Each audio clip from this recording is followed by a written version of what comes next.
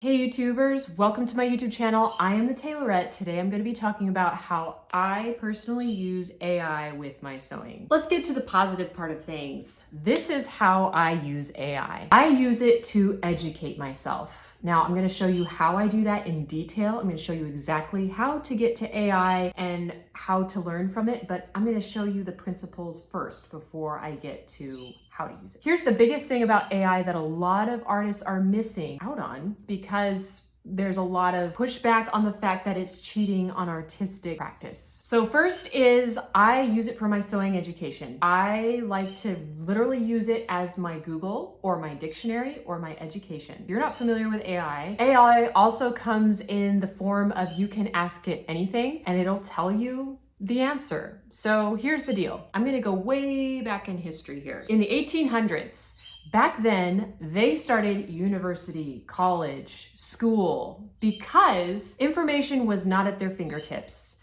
They basically had to travel somewhere. They had to wait 2 weeks to go figure out certain information about something, or if they wanted to have an education, they had to go somewhere where all the information was in one library at one school with all of the experts there at the same time, because they didn't have Google or AI. Now I will say we already had this with Google. However, it's hard because Google has all these random articles that you have to sift through and you have to figure out what's right and wrong. That's great. That was helpful for me and when I first started sewing, but AI has taken it to another level. So here's the deal. Nowadays, we have everything at our fingertips right now. We don't have to travel to find out information. When we're in the middle of a project, we can go on the computer, we can type it in, we can figure it out. Well, I made a pair of overalls and I made some pretty big breakthroughs with my education on making denim. Well, the great thing is I typed it in on Google and then I clicked AI mode, which I'm gonna show you in a minute. Stick around because I'm gonna show you, but I clicked AI mode and I said,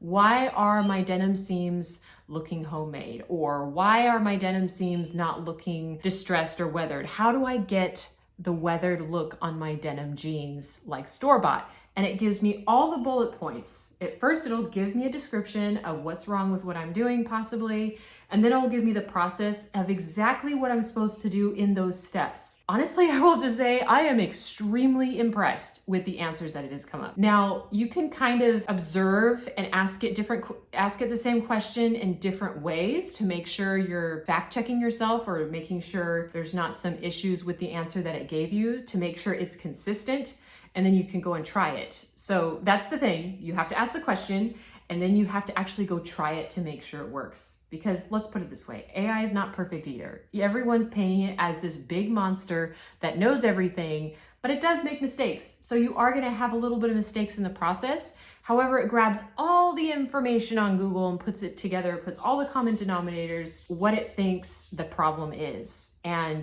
they're like probably from articles deep down that I can't even find. And I've been able to really actually get down to the nitty-gritty problems with my sewing projects. Here's the deal. In our society right now, we have no excuse for not learning anything. And I myself included, I have made a lot of excuses for myself because of, I didn't go to fashion design, I didn't do this. But a lot of it is really at our fingertips right now. And we don't live in old-fashioned era where we can't look things up and we have to have an apprenticeship. Apprenticeship is helpful. I think that the hands-on, interactive situation is always really helpful, and I am still a big proponent of that. However, if you do not have time or money for that, this is how I have learned how to construct wedding dresses, is by asking AI questions about how dresses are constructed or what type of zippers, if I'm confused about why am I not getting the right zipper, or what material exactly with what blend. I mean, you could ask it all the detailed questions that you've been wondering and we just haven't figured it out. Just go ask AI. It's amazing. And you can actually apply it to your sewing projects. All right, I'm gonna take you to the computer and I'm gonna show you how I use AI in detail. All right, here is my lovely messy table. We all have a messy table. Please tell me you have a messy table. Anyways, I pulled up the Google homepage and I'm gonna start here. And for all of y'all who are not savvy with AI, this is just for me, this has been functional. There are other ways to look up AI,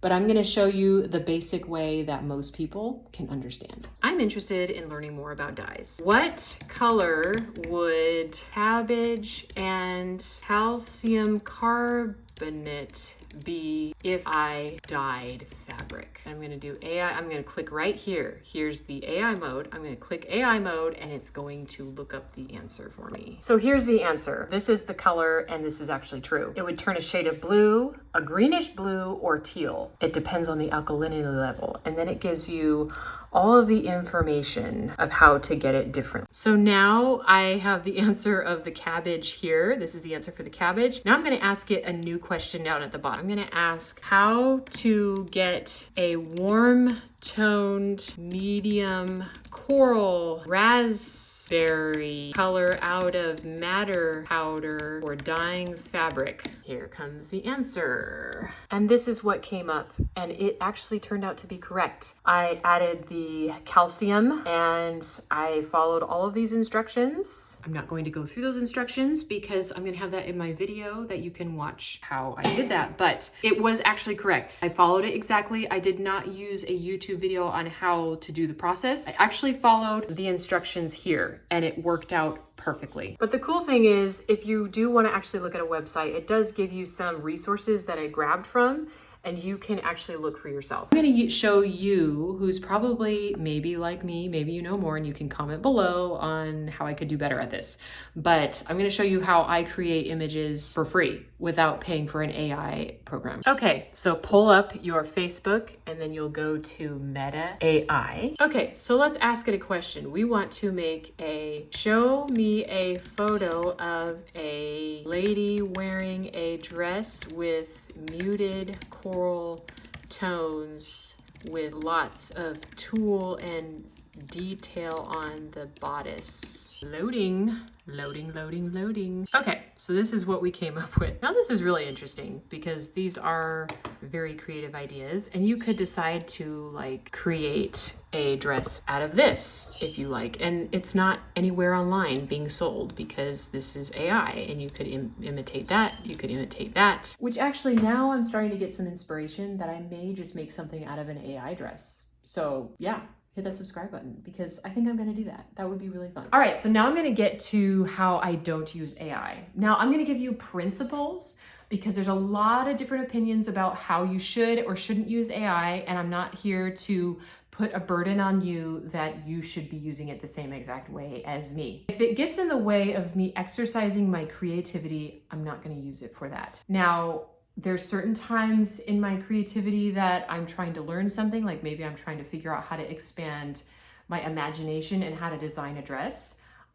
If I'm working on that, I'm not gonna go to AI and type in a type of dress that I think would look pretty and then make a dress that looks like that. Now, I'm not saying that's wrong. I'm wanting to learn more of that and exercise that part of my creativity. So I'm not going to use AI for that because I want to expand my knowledge. So I know I just said that I'm gonna make a dress from AI. That's a one-time thing for me. I'm not gonna do that with every project, but I just think it would be fun to experiment with that. But in regular practice, I don't practice that. Now, I might get really proficient at that, and say I have a film job where someone says, hey, design all of these dresses for this film, and I need to have these colors on these characters or whatever. I might use AI for that because it might help me actually get my job done faster. It's not necessarily stealing my creativity, but in my personal sewing room, I'm not doing that because I really want to have my creativity be organic and real. AI will never take away from that personal touch of human creativity because humans have emotions, they have feelings, they have values, they have stories that they have in their life, and all of those things come together and create something, whether it's a dress, a painting, anything that you're creating, it comes from a personal person that actually has a story and is telling that story through their creativity.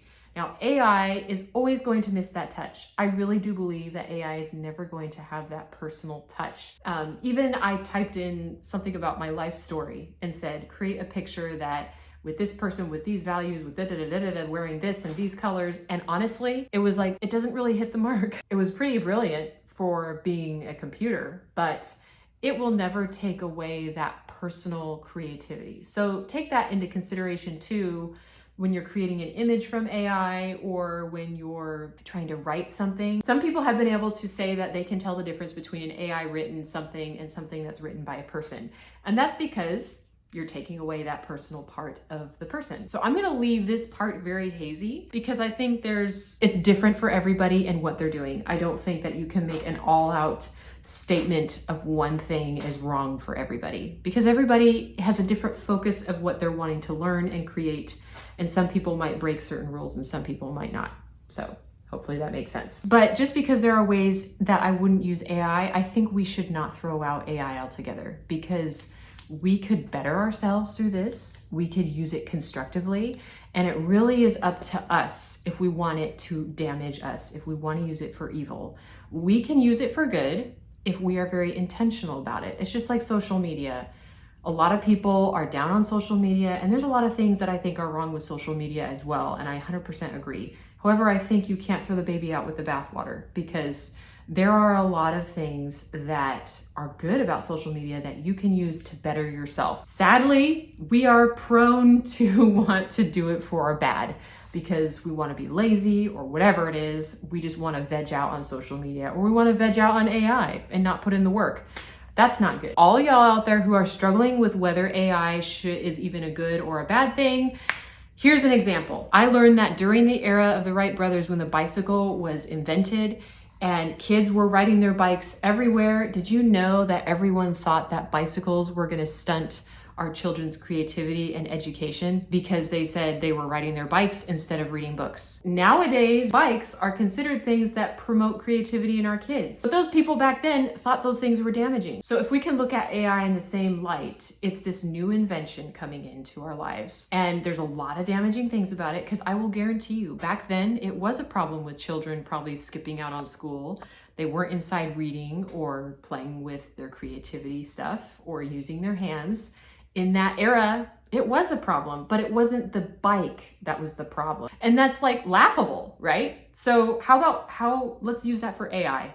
Let's use it in its rightful place and not judge people who are using it or put that pressure on ourselves that this is wrong and we should stay away from this because there is a constructive way to use it. And over time, we have learned how to use bikes constructively. Hopefully this was helpful, but those are my thoughts as a creative, as a seamstress, and how I am using AI. And those are principles that I think you can take away for yourself, but I would use a lot of caution in going into it. Maybe y'all could comment below on your thoughts on AI. Please comment below on your thoughts on AI. I am so curious what everybody out there in the creative world, in my YouTube world is thinking. So hit that subscribe button, like this video, and I will see you next time.